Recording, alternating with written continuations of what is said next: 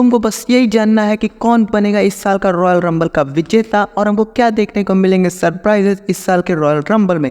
लेकिन मुझे किसी और बात की टेंशन हो रही है, और मुझे टेंशन बस इस बात की कहीं WWE इस साल भी रॉयल रंबल में हग ना दे। चलो अच्छा है, इस बार कंट्रोल में ट्रिपल एच है, विंस मैकमैन नहीं। क्या बोला तूने? वैसे मैं सच बोलूं तो हमेशा WWE की गलती नहीं होती, हम ही है जो हमेशा सोचते रहते हैं कि इस साल रॉयल रंबल में आएगा डीन एम्ब्रोस, इस साल रॉयल रंबल में आएगा द रॉक। वैसे मैं खुद को समझता था WWE का सबसे बड़ा फैन, लेकिन सबसे बड़े फैन WWE के थे वो है जो इस साल भी एक्सपेक्ट कर रहे हैं डीन एम्ब्रोस का रिटर्न रॉयल रंबल में।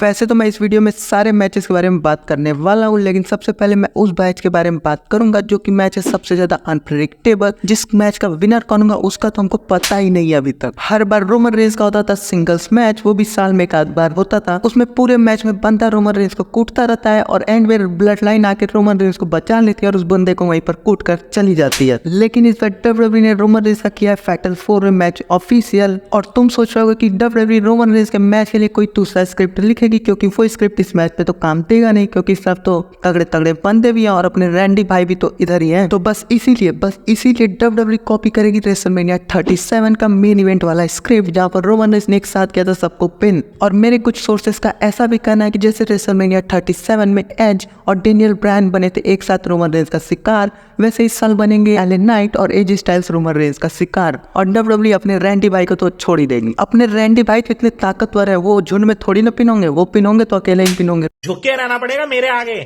क्योंकि मैं अपने में खुद हीरो हूँ। लिंच ने तो पहले से ही फिक्स कर लिया रिया रिप्ली के साथ अपना मैच रेसलमेनिया में। एक बात तो पक्की है, जो भी जीतेगा इस साल का वुमेन्स रॉयल रंबल वो जाएगा रेसलमेनिया में और चैलेंज करेगा इयो स्काई को उनकी चैंपियनशिप के लिए।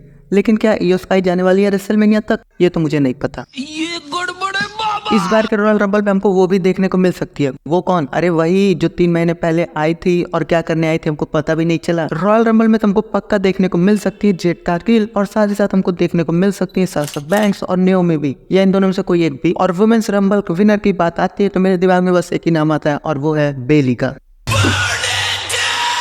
लोगन पॉल और केविन ओवेंस के मैच की बात ही क्या करें। मैं इस मैच की तारीफ नहीं कर रहा, नहीं, मैं तुमसे पूछ रहा हूँ क्या बात करें, क्योंकि तुम भी इसके बारे में उतना एक्साइटेड नहीं हो। लेकिन रॉयल रंबल में तुमको एक्साइटेड होना पड़ेगा, क्योंकि ये मैच होने वाला बहुत ही ज्यादा अच्छा, ऐसी मेरी प्रेडिक्शन है। स्मैकडाउन में पार्ट टाइमर ही चैंपियन रहेगा रॉयल रंबल के बाद भी। तुम मेरी प्रेडिक्शन समझ गए होगे इस मैच के लिए।